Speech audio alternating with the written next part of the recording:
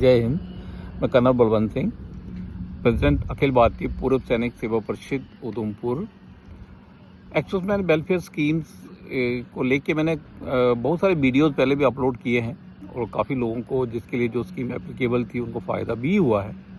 तो अभी हाल ही अक्टूबर 2025 में penury grant, daughter marriage grant और एजुकेशन ग्रांट इसको गवर्नमेंट ने डबल कर दिया है। गवर्नमेंट मीन्स केंद्रीय सैनिक बोर्ड के थ्रू ये इन स्कीमों का हम लाभ लेते हैं और जिसके जो प्रेसिडेंट हैं वो भारत के रक्षा मंत्री होते हैं। तो ये स्कीमें, इनमें जितनी भी फाइनेंशियल एड मिलती थी वो डबल कर दी गई है। अब सबसे पहले हम बात करते हैं डॉटर मैरिज की। डॉटर मैरिज ग्रांट हविलदार रैंक तक ही एप्लीकेबल है और इसका पहले 50,000 मिलता था, अभी उसको 1 लाख रुपया कर दिया गया है। अब इसके लिए कुछ एक प्रोसीजरल एस्पेक्ट्स फॉलो करने पड़ते हैं, तभी इस ग्रांट, ये जो फाइनेंशियल एड है उसको आप ले सकते हो। सबसे पहले तो आपके पास में बच्चे का, जो आपकी डॉटर है, उसका पार्ट 2 ऑर्डर आपकी जो डिस्चार्ज बुक है उसमें मेंशन हुआ होना चाहिए। बच्चे की डेट ऑफ बर्थ जो 18 साल से ऊपर, जो बेटी है उसकी उम्र 18 साल से ऊपर होनी चाहिए, उसके लिए डेट ऑफ बर्थ की ज़रूरत पड़ती है। अब डेट ऑफ बर्थ कहाँ मिल सकती है? एक तो मैट्रिकुलेशन का सर्टिफिकेट से मिल सकती है, अब नहीं तो फिर उसका जो बर्थ सर्टिफिकेट है जो which is issued by the concerned authority, registrar of births वगैरह से जो सर्टिफिकेट इशू होता है उस पर जो डेट ऑफ बर्थ है उसको वो मानी जाती है। उसके बाद आपका जो पीपीओ है, आधार कार्ड, जो एक्सर्विसमैन का, और जो आपकी बेटी जिसकी शादी की ग्रांट जो आपने क्लेम करनी है, और साथ में ये सब एक ये डॉक्यूमेंट्स हैं जो अपलोड करने पड़ेंगे आपको। कहाँ अपलोड करने पड़ेंगे? केंद्रीय सैनिक बोर्ड की साइट के ऊपर। सबसे पहले केंद्रीय सैनिक बोर्ड जो है KSB, जो साइट है ksb.gov.in, www.ksb.gov.in, उसके ऊपर आपको रजिस्टर कराना पड़ेगा पहले अपने आप को। बड़ा सिंपल सा प्रोसीजर है। जैसे आप उसमें रजिस्टर कर लेते हैं, अपने पर्टिकुलर उसमें डाल देते हैं, तो आपको फिर एक आईडी और एक पासवर्ड मिलता है, लॉगिन आईडी और पासवर्ड।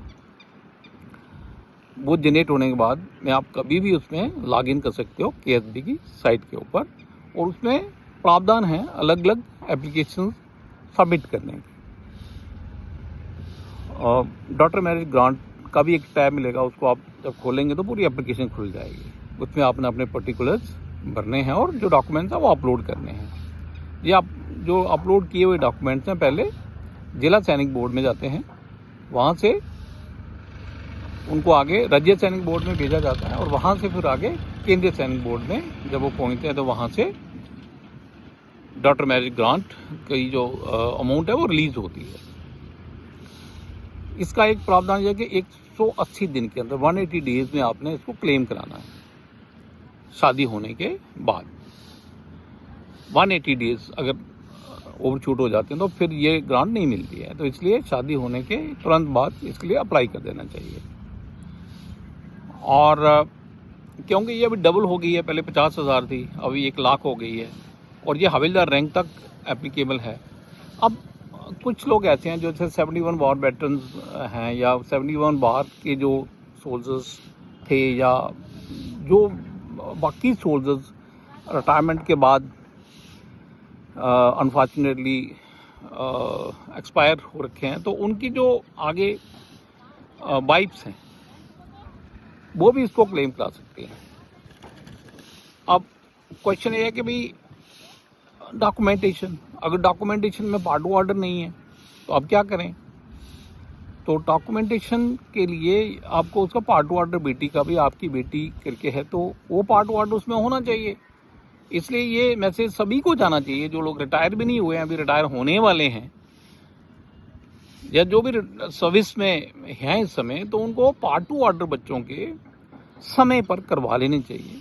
अपना डॉक्यूमेंटेशन बिल्कुल अपडेट करके रखना चाहिए, नाम ठीक होना चाहिए उसमें, डेट ऑफ बर्थ ठीक होनी चाहिए उसमें, नहीं तो बाद में बड़ी प्रॉब्लम आती है। तो अभी जिनका पार्ट 2 ऑर्डर नहीं हुआ है तो उसका भी प्रावधान है।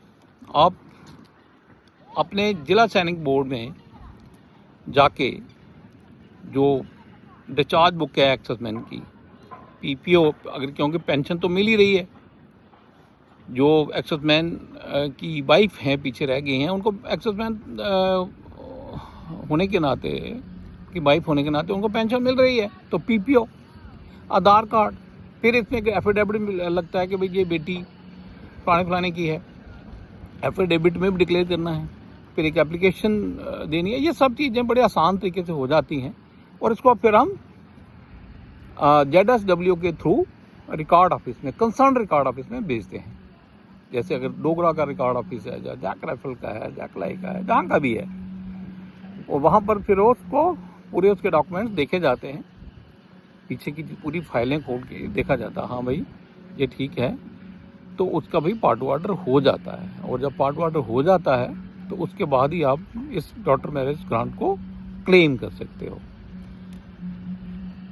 तो ये सब प्रावधान हैं। सबसे पहले हम अगर बात करें डॉटर मैरिज ग्रांट की, तो सबसे पहले ये एक इम्पॉर्टेंट ग्रांट है, क्योंकि कुछ एक फैमिलीज होती हैं जिनके पास इतना वो नहीं होता कि भाई, क्योंकि बेटी की शादी में काफ़ी खर्चा भी होता है, तो खर्चा होता है, तो ये अब ये प्रोविज़न रखा हुआ है तो इसको क्लेम करना चाहिए। और जैसे कि मैंने बताया, बड़ा सिंपल सा प्रोसीजर है और इसको फॉलो करते हुए आप इस ग्रांट को क्लेम कर सकते हो। All the best, next time फिर अगला वीडियो लेके प्रस्तुत होंगे।